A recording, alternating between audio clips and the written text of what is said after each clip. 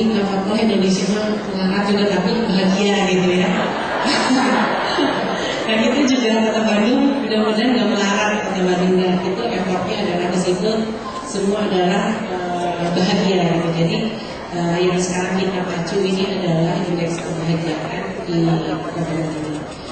Sehingga itu sering aktif atau misalnya jawabin Twitter yang kalau kita belajar manualnya ya kita sendiri gitu. Tapi itu merupakan kebijakan beliau dan itu menjadi sarana komunikasi dengan masyarakat. Dan satu hal yang paling menjadi concern beliau itu adalah pada saat kita punya permasalahan disentuh oleh IT itu akan menjadi sesuatu yang berbeda. Jadi kita juga akan membuat, mungkin kalau Solo udah duluan ya, ada Eropa, ada Bandung, ya Bandung juga sudah ada Bandung Silicon Valley, tapi kita akan membuat suatu kota baru yang basisnya adalah teknologi. Jadi nanti ada Bandung Smart City sebetulnya, dan itu semakin kita ke beberapa kota yang memang didesain IT. Karena memang sekarang ini persaingan itu tidak persaingan antar negara, tapi persaingannya adalah kota. Nah, mungkin ada di sini nanti 10 tahun ke depan akan menjadi pengganti kita mungkin. Nah ini awalnya ya, lanjut aja sampai belakang. Ini sebetulnya di email itu ini. Ya, lanjut. Saya yang lanjut.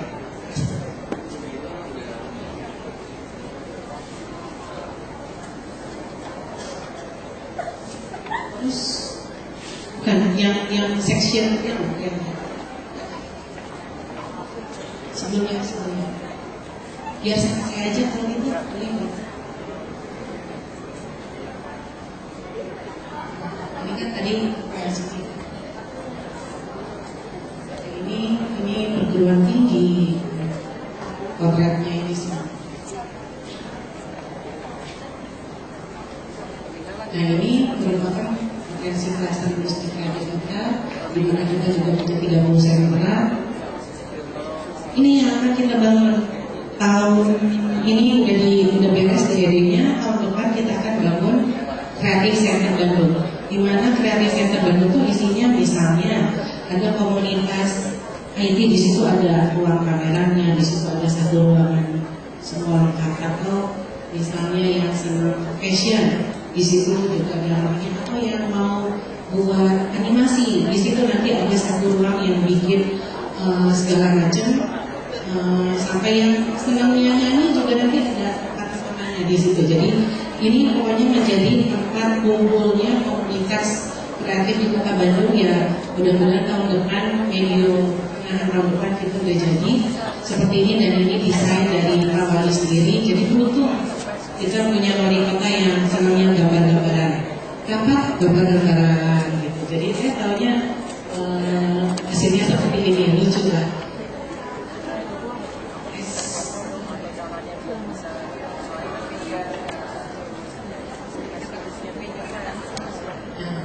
Ada komunitas, salah satu di BCCM kita punya 5.300 komunitas, dan ini semua hasil-hasil komunitas dari bike sharing, dari kegiatan Helarfest. Ini semua basisnya komunitas distro. Kickfest itu ini adalah Kickfest yang dilakukan oleh komunitas distro. Ini Helarfest yang selalu menjadi kegiatan event komunitas kreatif dari tahun 2008 kita lakukan. Dan ini yang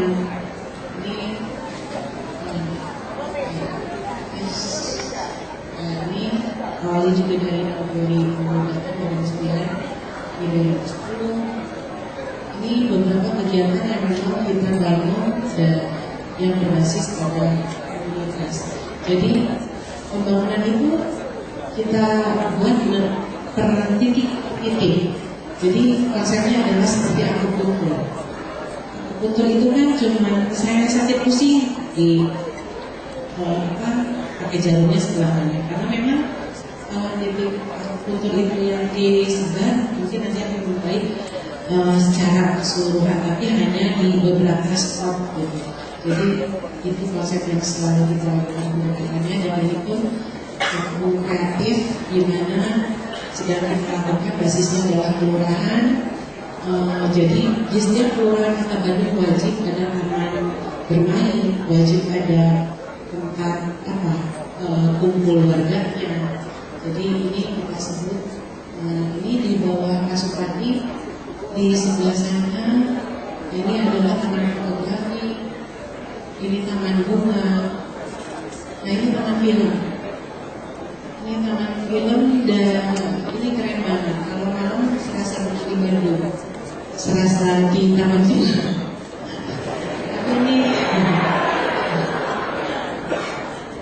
Ini taman sekolah, jadi ini semua. Nah ini taman jomblo.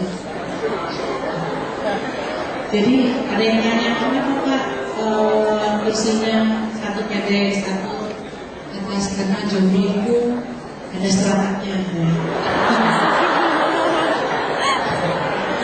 Jadi ini dan ini wifi gratis loh. Jadi yang kita miliki itu semua wifi gratis. Jadi mereka aja browsing segala macam. Jadi jomblo pasti barang gitu. Yang paling pendek kayaknya. Nggak lesehan aja. Nah ini juga sedang kita buat, mudah-mudahan tahun depan sudah jadi juga. Jadi semua basisnya adalah kita memiliki semua infrastruktur sebagai suatu media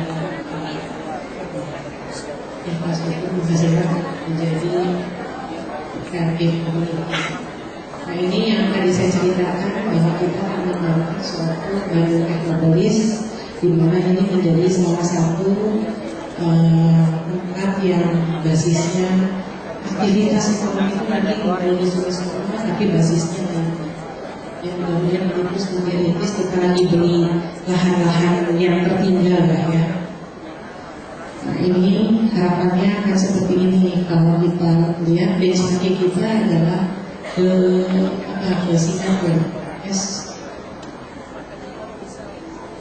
seperti kita ke Singapura, sehingga banyak rencana kita yang memang karena kata Pak Wali sih sebetulnya gini, kita boleh belajar yang lebih pintar, tapi buatlah suatu berbeda.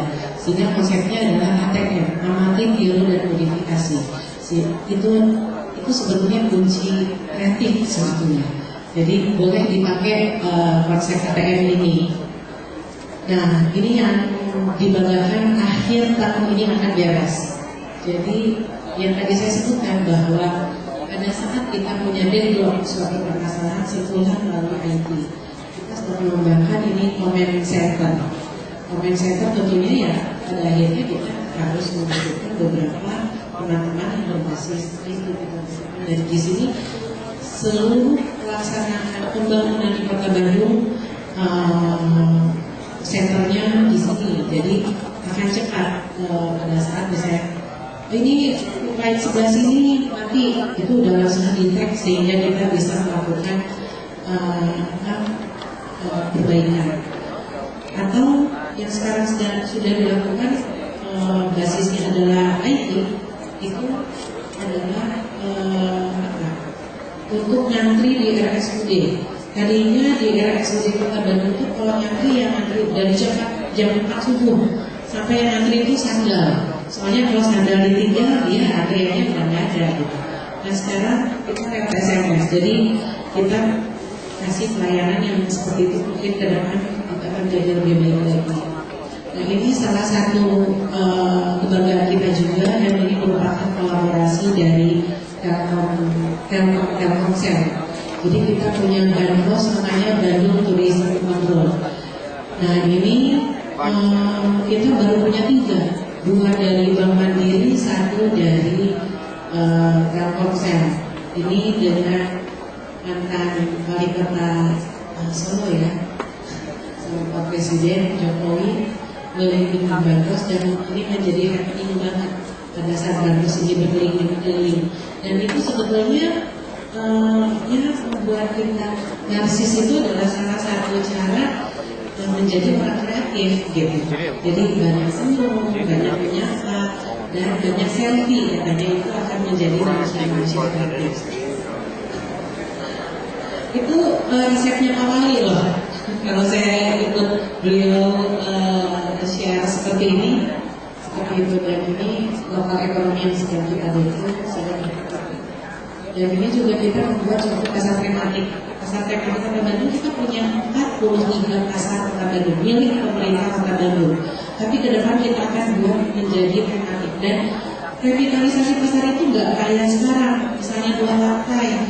Ya, India luar biasa, ya kan, terus di film ini tidak hanya mereka kreatif, tapi nasionalisme mereka luar biasa. Masyarakat India nonton film India, nonton film yang lain mungkin rasanya air.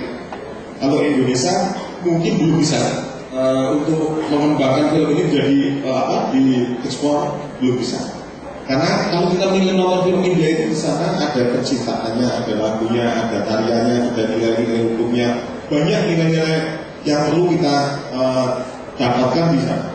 Di Indonesia film-film yang jujur dari bohong kan malah film-film yang mendekonstruksi moral kita, ya kan, misalnya Suster Wasol, ya kan, kemudian Mori Perawan, gitu kan.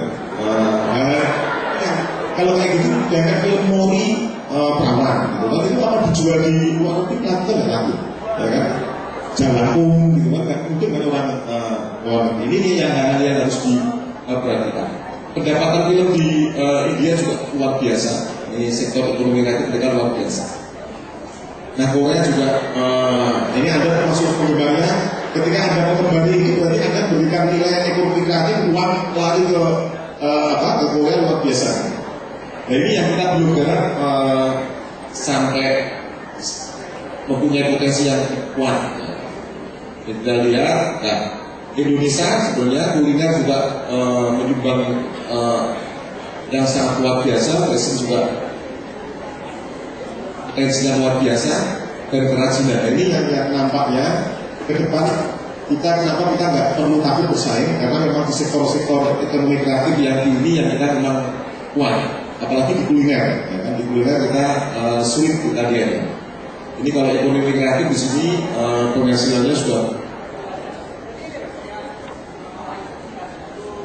walaupun belum optimal, memang harus dioptimalkan.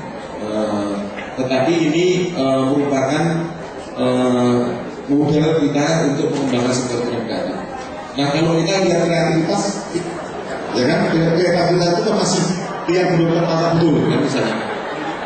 Di sini ada misalnya Mas ojo rebut, aku isi seneng karo seliramu. Mereka itu kreatif tapi belum digunakan untuk iklan. Ya kan, kita lihat di blog, gitu kan. Terus di sini dilarang sampah, gitu ya. Nah, ini kita bagian dari awal dari kita mengembangkan kreativitas. BBM naik protes, BBM murah disia-siakan, gitu kan. Mau ini filosofinya mahasiswa nih, ya kan? Mau naik berapapun belinya tetap 10.000, ya kan? Jadi kan kalau kan lihat gitu kan, karena saat itu enggak.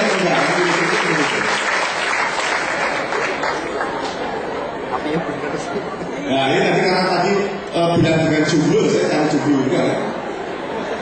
Nah, siapa kamu sebenarnya Superman kalah dengan gue orang jumlah, ya kan? Ternyata jumlah di sini juga mengalahkan Superman kan. Makanya di Bandung dibuatkan aman, ya kan, ini bagian-bagian kartu yang kreatif. Dilarang kecelakaan di sini apa? Karena jauh dari rumah sakit, ya kan? Rumah sakitnya jauh kali. Ini kreativitas kita yang belum dijadikan bagian dari nilai ekonomi. Ya, ini rumah sakit jauh.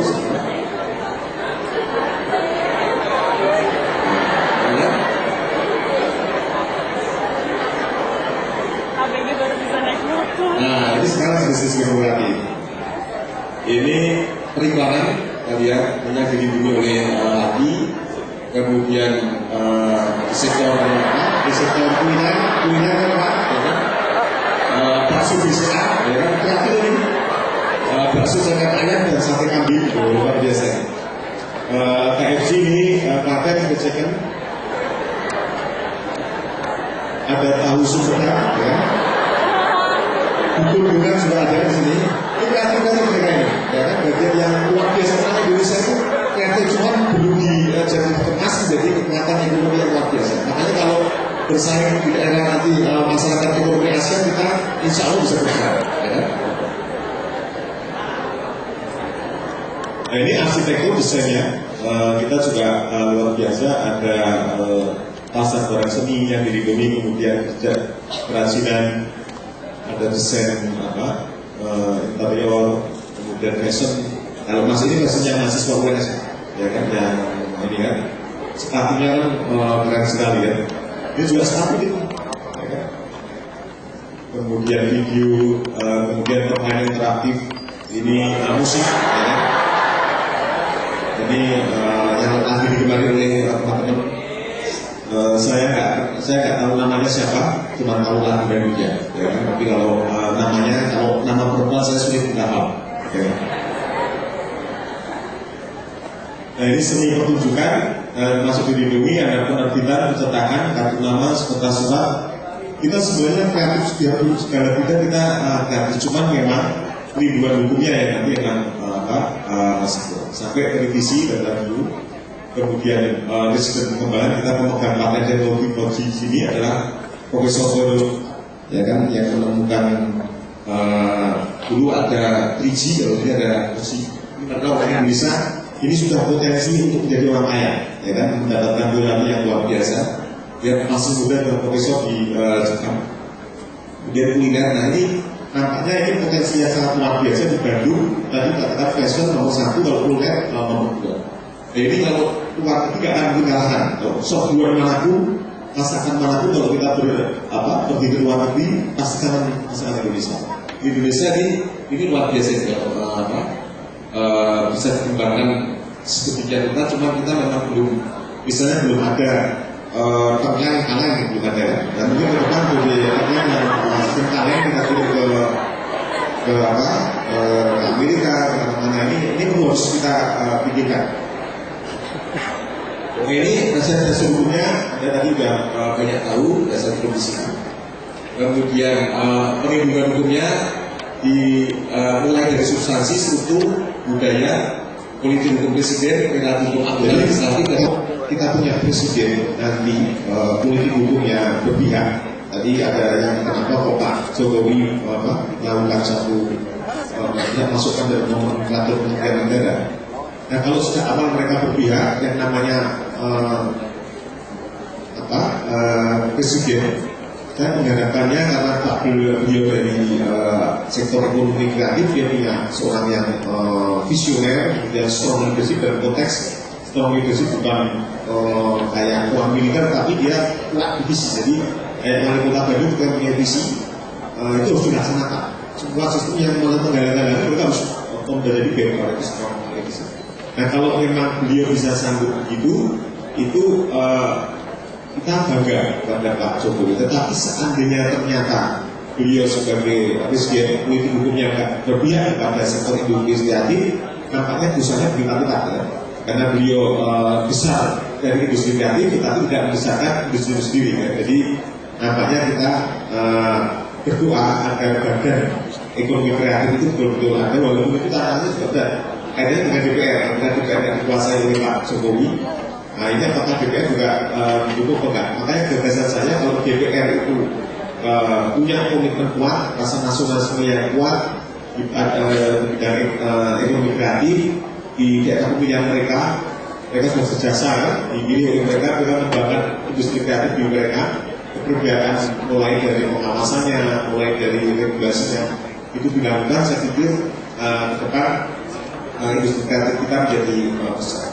Kalau kreativitas orang Indonesia itu paling hebat, ya kan? Makanan Eropa juga kita beda, ya kan? Kita yang namanya intake aja bisa dikemas jadi sektor yang dijual luar biasa, mulai sate buntel, intake, kemudian tengkleng kan barang-barang nggak terpakai, intake juga nggak terpakai. Jadi orang Indonesia kreatif sekali kan, ada mulai dari gudeg itu juga mungkin di beberapa tempat, beberapa negara kreativitas di sektor makanan itu nggak sebanyak di Indonesia. Ini sebenarnya kalau masalah kreativitas luar biasa, cuma pembuat hukum sama orang yang memimpin itu harus visioner dan story business. Itu mereka harus mungkin ada yang sudah.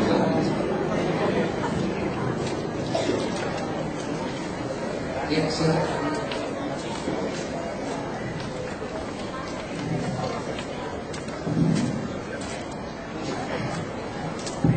Terima kasih. Tadi pertanyaannya adalah bagaimana mengoptimalkan haki. Jadi saya bertanya yang pertama siapa ya? Oke, itu ya.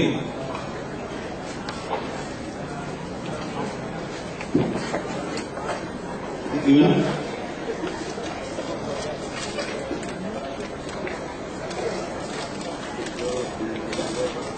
Wah, ini Sementara yang misi besar dengan mudah melakukan proses haki, yang UMKM kan besar. Nah itu kira-kira bagaimana biar UMKM juga bisa punya hak haki juga dengan gampang? Kira-kira gitu. Jawabannya adalah sebetulnya multidimensi ya. Yang pertama itu adalah manajemen haki. Jadi tadi saya sudah bicara mengenai bagaimana orang kreatif atau kreatif entrepreneur itu melihat soal haki adalah penting itu satu dulu. Penting atau tidak penting itu satu. Penting ya satu. Terus kedua, bagaimana caranya agar dapat melakukan akses. Ini perannya tidak hanya urusan haki saja, tapi pemerintah secara umum harus melakukan insentif. Jadi insentif dari pemerintah itu nomor satu. Jadi pemerintah harus melakukan dulu insentifnya. Kalau tadi katakan tadi itu politik hukumnya harus ada. Kalau sekarang Solo mau bicara tentang UKM-nya ngerti haki satu, UKM-nya semua pelakunya ngerti memahami bahwa hak itu penting. Baru kedua bicara mengenai pembiayaan, itu adalah peran pemerintah insentif. Yang kedua, nah yang ketiga adalah terkait dengan setelah insentif dikeluarkan maka harus melakukan upaya membuat satu pengaturan internal yang memanfaatkan investasi dari kegiatan usaha, salah satunya adalah haki. Nah, saya minta tahu begini, saya punya seorang teman, dia punya usaha di bidang kuliner. Dia bikin coffee shop, dia bikin restoran dan kafe. Dia investasi itu hampir sampai 1 miliar. Saya cuma tanya, kamu sudah daftarkan mereknya? Dijawab oleh dia, bantah aja daftar merek kalau sudah untung. Oh ya sudah, saya nggak akan. Lantas dia keluarkan uang 1 miliar itu untuk buat kafenya luar biasa bagusnya, ambiensi beginilah, musim bla bla bla segala macam. Pokoknya urusannya adalah supaya restoran itu enak dikunjungi dan enak nyaman, porsi bla bla dan makanannya. 1 bulan berjalan, dia balik lagi. Saya disomasi. Sama siapa? Sama orang yang mengaku punya merek restoran saya. Terus saya bilang, gimana caranya ngatasi ini? Ya saya bilang, ya sudah. Dan dia dengar dia bahwa nggak bisa ganti merek. Karena saya sudah mengeluarkan hampir 1 miliar. Terus saya bilang, jawaban saya, kan saya sudah bilang dulu. Ini cara berpikir, mindset. Ya. Nah pada saat dia bilang begitu, oke solusi berikutnya apa? Ya kalau tidak ganti merek, rebranding, beli. Itu bisnis settlement, beli mereknya. Nah, berapa? Dari 500 rupiah atau 100 rupiah sampai tidak terhingga. Pusing kepala dia. Ya. Ujung-ujungnya gimana dong? Ada solusi? Nggak ada solusi lain. Kecuali kalau kamu memang pengen ditahan dan dipidanakan, itu usaha kamu. Nah, jadi apa yang saya bicarakan sih? Mindset. Jadi tidak hanya UKM, tapi juga orang yang punya modal besar itu mindsetnya mengatakan haki itu adalah biaya, bukan investasi. Padahal kalau kita pakai logika bisnis, restoran dia itu bisa jalan kalau punya merek. Kalau mereknya tidak ada, dia bisa jalan, gitu kan? Artinya dia harus investasi. Tadi saya sudah kasih jawaban bahwa kalau memang terkait UKM, maka harus ada inisiatif dari pemerintah. Kalau yang mau UKM, ya harus mau investasi di situ. Semahal-mahalnya pendaftaran haki, ya yang saya besar nilai pendaftarannya. Ketika saya tanya ke mereka berapa puluh tahun sih kamu bisa membalikin duit, kalau katakan ada satu rekom ya di Jakarta itu menerapkan pendaftaran satu aplikasi merek itu bisa sampai $2.000. Omset yang dia buatkan, hasilkan setiap bulan itu untuk pendapatan dari situ 200 juta. Saya tanya berapa puluh tahunkah kamu mengembalikan uang investasi kamu daftar merek $2.000? Dijawab sebenarnya nggak usah sampai berapa puluh tahun, di bulan depan pun sudah, atau bulan ini bisa tahu. Berarti jawabannya nggak ada masalah. Tapi karena mindsetnya ada biaya, jadi apa? Biasanya itu salah tahu. Jadi menurut saya adalah kesimpulannya adalah mindset yang dirubah. Ya. Karena kalau misalnya sudah mindset dirubah, maka ada proses kamu nabung. Kalau kamu punya usaha, yang pertama kali itu nabung. Kalau kamu punya merek, nabung. Kalau tidak punya merek, ya caranya kamu insentif dari pemerintah, dia perantau negara. Jadi itu juga.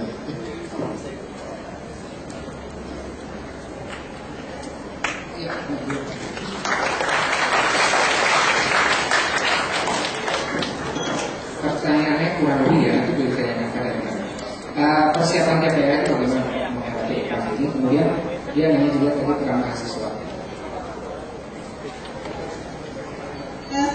Satuan bagaimana sih pemerintah daerah? FD sama yang keamanan. Saya cerita sedikit. Dan tolong bantu yang Kami SCCN Solo Creative City Network sedang berdampingan dengan pemerintah Kota Solo, namanya Bapeda, untuk membuat blueprint ekonomi kreatif 2015 sampai 2025. Kemudian pola dari ekonomi kreatif di dalam blueprint itu nanti akan dibuat rencana aksinya di 2015 besok. Satu hal yang pasti, teman-teman pelaku industri di Solo sudah secara sadar bahwa masyarakat ekonomi Asia ini bagian dari rasa optimisme mereka untuk meluas pasar. Satu hal kita lihat, Asmindo, Asosiasi Mebel Indonesia, di mana itu bagian dari kawah Chandra dibukanya Pak Jokowi sebelum menjadi wali kota, ternyata hasilnya luar biasa dari nilai ekspor. Dan banyak pelaku di Solo yang para pengusaha kayak macam Pak Slamet Raharjo Masinten dengan yang menemukan batik kayu, kemudian beberapa teman-teman yang lain dengan style furniture dan segalanya. Yang jelas beberapa syarat secara internasional dan pengembangan desainnya pasti. Jadi peran-peran para akademisi ini ditunggu gitu. Kolaborasi tadi, kalau bahasa kami Bandung Solo quadrohelic pasti harus bekerja bersama gitu. Terus kemudian satu hal yang tidak kalah pentingnya, kalau secara daerah sadar secara geografis mereka itu mana, kemudian mereka itu siapa, tensinya apa, kemudian pemeta tensi itu ada di mana, dan kemudian pengembangannya apa, ya. Terus yang nggak pentingnya dan sangat mendesak adalah saya sampaikan tadi di presentasi saya, perda untuk mengakui hak kekayaan intelektual di wilayah Solo Raya itu penting. Sitan komunikasi Solo Raya, jadi Forum Economic and Development-nya Solo Raya itu sudah dibangun untuk bersama secara kewilayahan membangun Solo Raya. Jadi artinya apa? Mungkin akan bisa lebih baik ketika pariwisata dipahami dengan borderless begitu. Jadi kalau kalian teman-teman mahasiswa suka nongkrong di tempat baru nggak? Atau mall, berpark gitu? Ya, itu milik Sukoharjo, bukan milik Solo. Tapi tidak memungkinkan, misal Dinas Pariwisata Solo punya event di The Park. The Park udah miliknya investor ya. Jadi, tapi bagaimana kita berkolaborasi bersama untuk satu event itu adalah kreatif dan kemudian batas Solo dan Sukoharjo itu nggak ada, bisa disengkuyung bareng seperti itu. Jelas yang harus dipersiapkan sudah adalah peta potensi cultural industry. Sangat riskan di Solo terkait dengan ekspresi budaya tradisi. Makanya hak kekayaan intelektual itu perdanya harus punya. Itu. Untuk mahasiswa mau seperti apa? Kalian pengen jadi apa? Saya tanya begitu sekarang. Kalau kalian sudah laras tadi masalah prosedur hakim mungkin bisa mampir ke K3 hakim itu apa namanya? UTP hakim, prosedur harga. Ada tanya di situ. Nah, kemudian tadi pertanyaan dari Mbak Risa Primataya kan sebenarnya pertanyaan Bapak kalau saya lihat ada 5 kali semua itu teoretis sekali karena keterbatasan waktu mungkin Bapak lebih baik baca aja. Intinya adalah saya kan katanya harus kasih kesimpulan. Kita banyak bicara banyak hal tentang ekonomi kreatif ini. Yang penting adalah kita itu mau nggak mau harus siap karena 2016 Januari kita sudah bergabung dengan masyarakat ekonomi ASEAN. Persaingan lebih bagaimana dan lain sebagainya. Mumpung masih ada waktu 1 tahun mungkin kita lebih siap lagi gitu, mempersiapkan lebih lagi, menggali sisi-sisi lokalitas dan lain sebagainya, juga untuk lebih banyak mensosialisasikan lagi, kemudian meningkatkan peran komunitas, peran masyarakat juga yang terutama tadi kita ambil contoh dari Bandung adalah peran pemimpinnya, dan bagaimana membuat masyarakat itu konsen untuk membangun kotanya sendiri. Dan lebih penting lagi kita berharap ada politik yang jelas dari pemerintah yang sekarang, utamanya apakah badan ekonomi kreatif itu jadi dibentuk atau tidak. Dan yang lebih penting lagi adalah cintailah produk-produk Indonesia. Itu susah sih, itu cintai aja. Mulai dari saya rasa